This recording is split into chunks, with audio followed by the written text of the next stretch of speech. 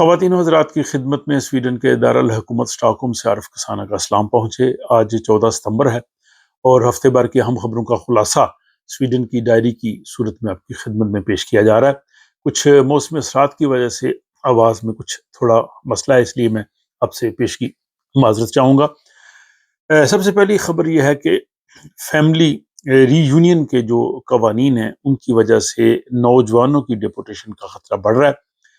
Sweden کی حکومت کو ایک انکوائری رپورٹ جو ہے وہ ملی ہے، جس کے مطابق خاندانوں کی جو ری یونین ہے اس کے قوانین میں تبدیلی کی تجویز کی گئی ہے، اور ماہرین کا یہ کہنا ہے کہ ان قوانین سے جو 18 سال کی عمر کے ہونے والے جو بچے ہیں ان پر مزید سختی ہو سکتی ہے اور ان کی ڈیپورٹیشن کا خطرہ بڑھ سکتا ہے۔ تو حقوق انسانی کے ماہرین جو ہیں انہوں نے اس تجویز پہ کافی سوالات اٹھائے ہیں۔ انہوں نے کہا ہے کہ سویڈن یورپی انسانی حقوق کے تقاضوں کو کہیں نظر انداز تو نہیں کر رہا۔ اگلی خبر جو ہے وہ فریتید کارڈ، یعنی جو بچے یہاں پہ ہیں 8 سے 16 سال کی عمر کے، وہ کلچرل ایکٹیویٹیز کے لیے حکومت کی جانب سے انہیں 500 سے 2000 کرون تک جو ہے وہ دیا جا رہا ہے الاؤنس، اور چونکہ یہ سال ختم ہونے والا ہے تو اس لیے والدین کو چاہیے کہ وہ جلدی رجسٹریشن کر کے اس موقع کو ضائع نہ ہونے دیں اور وہ وہاں سے رقم لے کے اپنے بچوں کی سرگرمیوں کے لیے استعمال کر سکتے ہیں۔ اور سویڈن کی حکومت جو ہے وہ انٹیگریشن یعنی انضمام، جو باہر سے لوگ آئے ہیں وہ سویڈش معاشرے میں مدغم ہو سکیں اور زبان سیکھنے کے لیے بجٹ جو ہے وہ رکھ رہی ہے، اور 147 ملین سویڈش کرون کا بجٹ ان علاقوں کے لیے استعمال کیا جائے گا جہاں سماجی مسائل زیادہ ہیں، اور ایسی رقم بچوں کی سرگرمیوں کے لیے استعمال کی جائے گی، بچوں کی جیسے ان کی تیراکی کی کلاسز ہیں یا بڑوں کے لیے سویڈش زبان سیکھنے کے کورسز کے لیے، تاکہ جو باہر سے آنے والی امیگرینٹس ہیں وہ اس معاشرے میں مدغم ہو سکے۔ سویڈن کی دفاع کے حوالے سے ایک رپورٹ سامنے آئی ہے کہ اگر روس سویڈن پہ ڈرونز کے ذریعے یا فضائی حملے کرتا ہے تو صرف دارالحکومت اسٹاکہولم اور جو دوسرا بڑا شہر ہے گوتھنبرگ، اس کا سویڈن مؤثر دفاع کر سکتا ہے، لیکن باقی جو شہر ہیں یا باقی علاقہ ہے ان کا اس طرح سے مؤثر دفاع نہیں ہو سکتا۔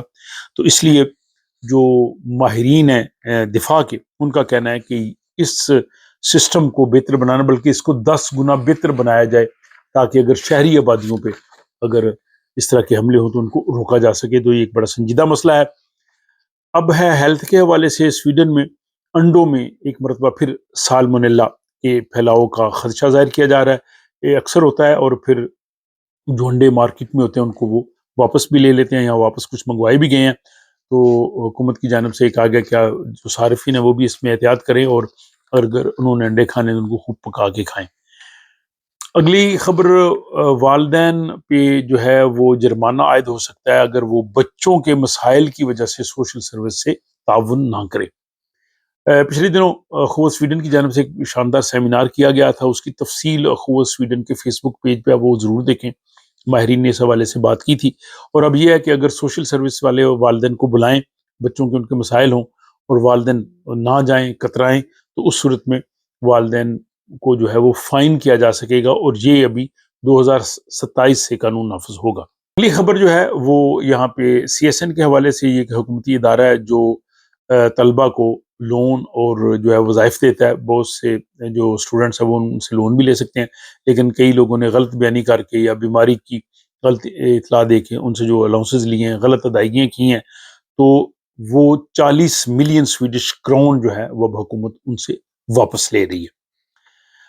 اور سویڈن کے انتخابات کو 1 سال رہ گیا، اگلے سال ستمبر میں یہ انتخابات ہونے ہیں، لیکن انتخابات سے قبل جو موجودہ حکومت ہے اس کو کافی مشکلات کا سامنا ہے۔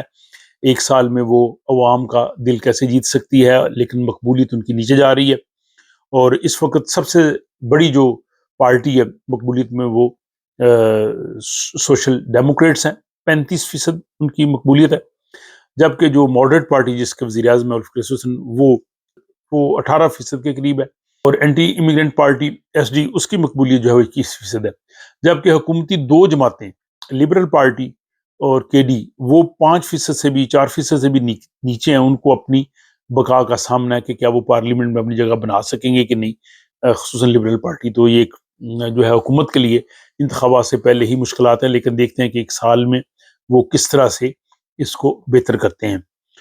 اور اسکولوں کے حوالے سے یہاں رپورٹ آئی ہے کہ جو اسکول دیہات میں ہیں، جو چھوٹے، اور اسکولوں کے حوالے سے ایک رپورٹ آئی ہے کہ جو اسکول دیہات میں ہیں، دور دراز علاقوں میں، وہاں کے جو اسٹوڈنٹس ہیں ان کی کارکردگی ملک کے دیگر اسکولوں والے بچوں سے جو ہے وہ کم ہے. اور یہ 9th کلاس کے جو رزلٹس ہیں ان میں یہ چیز سامنے آئی ہے. اس کی وجہ وہاں پہ جو ہے وہ ان کو ریسورسز یا باقی چیزیں ہو سکتی ہیں، اور اس کی وجہ سے وہ ان بچوں کی کارکردگی کم ہے.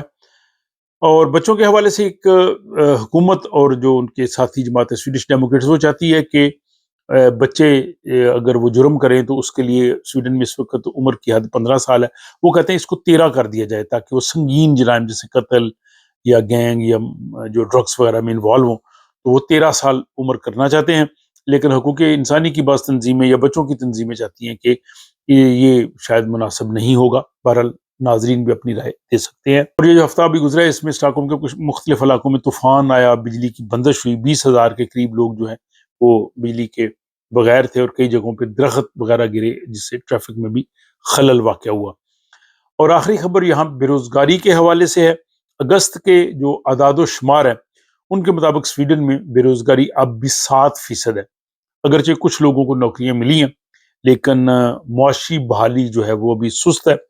اور ماہرین کے مطابق 2026 تک بے روزگاری کی شرح پہلے کے مقابلے میں زیادہ رہے گی، تو شاید اس کو امپروو ہونے میں 1 سال لگے. تو یہ جناب آج 14 ستمبر کی سویڈن کی ڈائری ہے جس میں ہفتے بھر کی خبریں آپ کی خدمت میں پیش کی ہیں. اس حوالے سے آپ اپنی رائے ہمیشہ کی طرح کمنٹ باکس میں ضرور لکھیے گا. اپنا خیال رکھیے گا اور ملاقات ہوتی ہے آپ سے اگلے ولاگ میں.